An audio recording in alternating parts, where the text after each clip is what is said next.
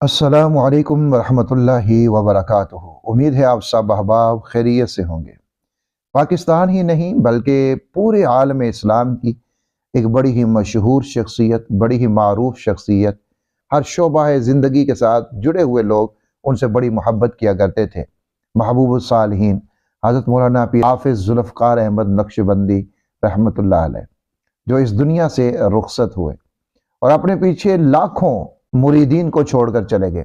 آج ہم ان کے تعارف کے بارے میں جانیں گے۔ اتنا بڑا جنازہ کہ سب دنگ رہ گئے، تو آج ہم پیر صاحب کا تعارف جانیں گے کہ پیر صاحب ہے کون۔ ان کے لیے دعا ضرور کیجیے گا، اللہ رب العزت ان کی خدمات کو قبول فرمائے، اپنا خاص فضل اور کرم جیسے دنیا میں اللہ نے ان کو ایک نیک نامی عطا فرمائی تھی، اسی طرح اللہ رب العزت ان کے درجات کو بھی بلند فرما دے۔ حضرت پیر ذوالفقار احمد نقشبندی 1 اپریل 1953 عیسوی کو جھنگ شہر کے اندر ایک کھل خاندان کے اندر یہ پیدا ہوئے تھے۔ حضرت پیر صاحب رحمۃ اللہ علیہ نے اپنی تعلیم سکول اور کالج میں حاصل کی۔ بہت سارے انہوں نے عصری تعلیم کے کورسز بھی کیے۔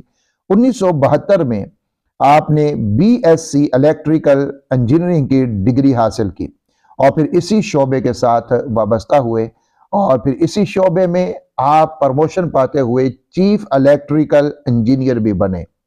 جس زمانے میں حضرت پیر صاحب انجینئر بن رہے تھے، اس زمانے میں جمناسٹک، فٹ بال، سوئمنگ کے کیپٹن اور یہ چیمپئن بھی رہے۔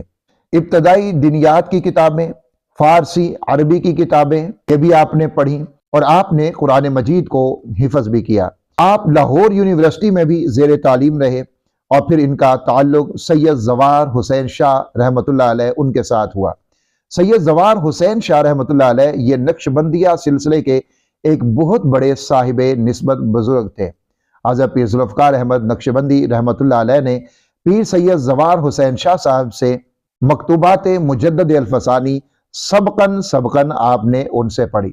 ان کی وفات کے بعد حضرت پیر صاحب خواجہ غلام حبیب نقشبندی مجددی، جن کو مرشد عالم کہا جاتا ہے، ان کے ساتھ وابستہ ہوئے۔ یہ 1980 کی بات ہے۔ 1983 میں حضرت پیر صاحب رحمۃ اللہ علیہ خلافت سے سرفراز کیے گئے، آپ کو خلافت ملی، اور اسی دوران حضرت پیر صاحب رحمۃ اللہ علیہ نے جامعہ رحمانیہ جہانیہ منڈی اور جامعہ قاسم العلوم ملتان سے آپ نے دورہ حدیث کی اعزازی سند بھی حاصل کی۔ حضرت پیر صاحب رحمۃ اللہ علیہ اپنے مرشد حضرت مرشد عالم رحمۃ اللہ علیہ کی وفات کے بعد پوری طرح دین کے کاموں میں آپ لگ گئے۔ کئی سال آپ نے امریکہ میں گزارے، لیکن اس کے بعد مستقل طور کے اوپر آپ جھنگ میں مقیم ہوئے۔ آپ کی زیر سرپرستی ملک بھر میں ہی نہیں بلکہ دنیا بھر میں بہت سارے دینی ادارے جو لڑکوں اور لڑکیوں، بنین و بنات دونوں کی تعلیمات کے لیے چل رہے تھے، وہ آپ کی سرپرستی میں تھے۔ 50 سے زائد ملکوں کے اصلاحی اور تبلیغی دورے حضرت پیر صاحب رحمۃ اللہ علیہ کر چکے تھے۔ دینی اور عصری علوم کی جامعیت حضرت پیر صاحب رحمۃ اللہ علیہ کی امتیازی خصوصیت تھی۔ انگریزی زبان پر آپ کو عبور حاصل تھا، اور ہر سال رمضان المبارک کا مہینہ آخری عشرہ افریقی ملک زمبیا میں آپ گزارتے تھے، جہاں پر وہ اپنے مریدین اور خلفاء کے ساتھ ایک بڑی جماعت کے ہمراہ آپ اعتکاف فرمایا کرتے تھے۔ ہر سال حج کے ایام میں مکہ مکرمہ اور مدینہ منورہ میں مجلسیں لگتی تھیں، اور بے شمار عقیدت مند ان مجلسوں سے استفادہ کرتے تھے۔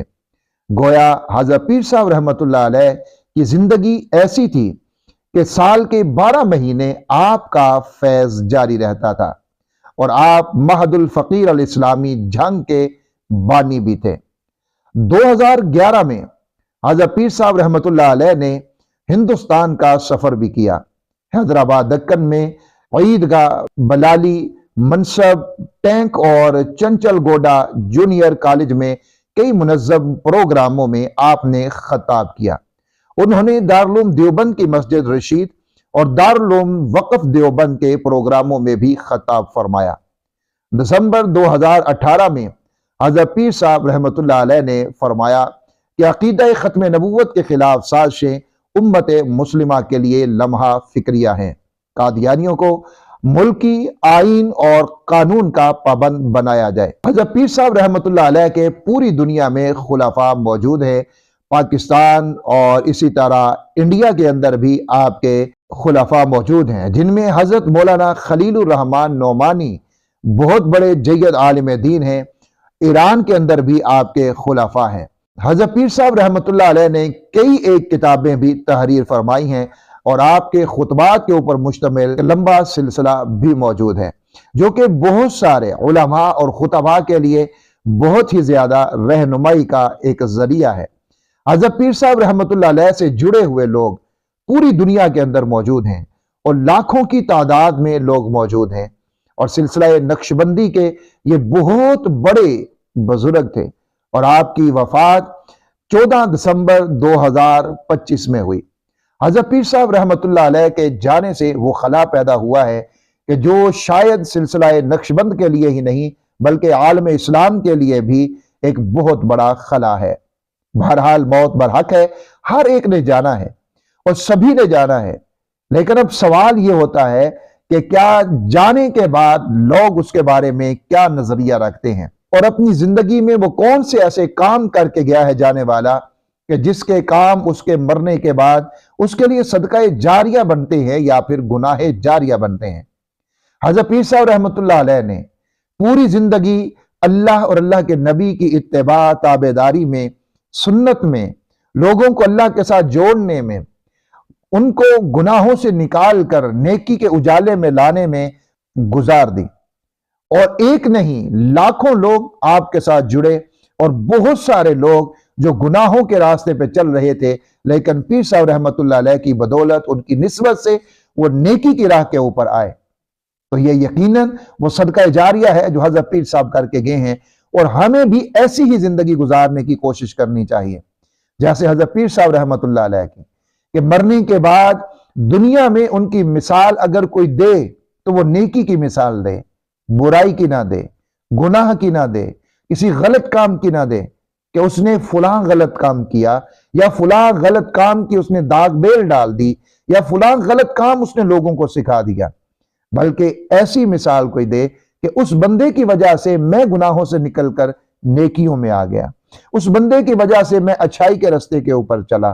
یہ ہونا چاہیے، ایسی زندگی ہونی چاہیے کہ اگر زندگی گزاریں تو پاک زندگی ہو، ہر لمحہ اللہ کے ساتھ تعلق والی زندگی ہو، اور جب دنیا سے رخصت ہوں تو لاکھوں نہیں کروڑوں لوگوں کی آنکھوں میں آنسو ہوں، اور ہر کوئی ایمان کی اور ان کے نیک اعمال کی گواہی دے رہا ہو، اور یہ گواہی اللہ کے ہاں بڑی مقبول ہوتی ہے۔ بعض ایسے جنازے ہوتے ہیں جن جنازوں کی پڑھنے والوں کی وجہ سے مغفرت ہوتی ہے، اور بعض ایسے جنازے ہوتے ہیں کہ جن جنازوں کی وجہ سے پڑھنے والوں کی مغفرت ہوتی ہے۔ تو حضرت پیر صاحب رحمۃ اللہ علیہ کا جنازہ بھی یقیناً انہی جنازوں میں سے تھا کہ جن کی وجہ سے پڑھنے والوں کی مغفرت ہوتی ہے۔ اللہ رب العزت حضرت پیر صاحب رحمۃ اللہ علیہ کی خدمات کو اپنی بارگاہ میں قبول فرمائے، ان کے درجات کو بلند فرمائے، اللہ رب العزت کروٹ کروٹ راحتیں نصیب فرمائے، اللہ اپنے عرش کا سایہ نصیب فرمائے، جنت الفردوس میں اعلیٰ مقام عطا فرمائے، آمین یا رب العالمین بجاہ النبی الکریم الامین۔